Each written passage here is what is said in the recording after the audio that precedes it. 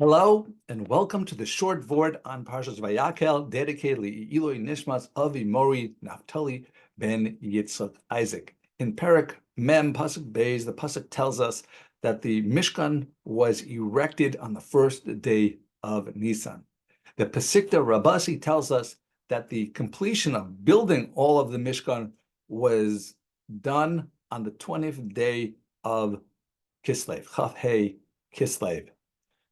And the Bnei Israel were wondering that it says in the language there that it was v'asa makupal, so either folded or disassembled, but the Mishkan was not standing erect, and they were wondering how come it's not being activated. They were concerned maybe they did a mistake or something like that. You know, they had the sin of the Egel, but what they didn't realize is that Hakadosh Baruch Hu wanted that the building of the Mishkan, the Chanukas Hamishkan, of the permanent status of the Mishkan with the Shechina would be in the same month as the birth of our forefather Yitzchak Avinu. And since Kislev, when the work was actually completed on building the Mishkan and didn't have the Chanukas Hamishkan, Hashem felt that Kaviyachol, it owed the month of Sivan, of Kislev, a repayment for that slight. So the question is, says Rabbi Shimon Schwab, is what's the connection, the special relationship between the Chanukas Hamishkan and the birth and the month of Yitzchak Avinu's birth? And also, what's this concept about payback, which would be done by the Chanukas Bais Chasmona'i later on, the famous Hanukkah story? So Rabbi Schwab says, to explain this, you have to understand that when Yitzchak was born, the pasuk tells us that Sarah said,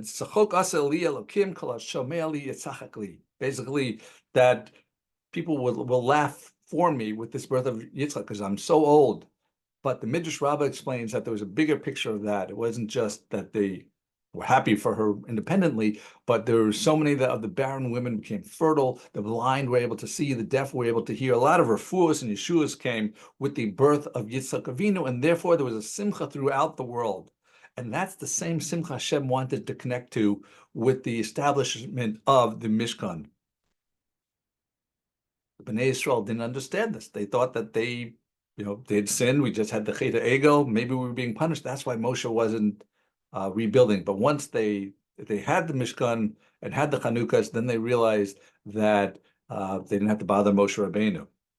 And a similar thing we found at the time of the Chashmoneam, when the Greeks defiled the Bais Hamikdash, the temple, and the Bnei Israel once again were dejected, and they thought, well, the Shekhinah is gone, the divine presence has left, and it's not going to come back, and we've done something wrong. And it was a time of sadness and dejection.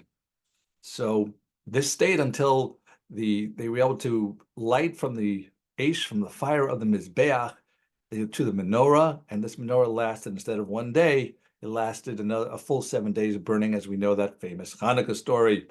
So once that happened, then they had that Simcha Gadol, the great rejoicing that they had at the Simchas of Mishkan, and Kaviyachol, as it were, this was the payback. This Simcha was the payback that for Kislev that it didn't have at the time of the Mishkan, but it's having now at the time of Beis Chasmona'i on Chaf Kislev. And so now we see the connection between Yitzchak, the Chanukas Hamishkan, and the Chanukas Hashmona'i. Basically, it was great simcha that came out of the depths of depression, and maybe we zoch in this coming months, whether it's the month of Simcha or the month of Gula, that will go from our pain to our great Simcha with the Bias HaGoel. Thanks for listening. Have a wonderful week and a wonderful Shabbos.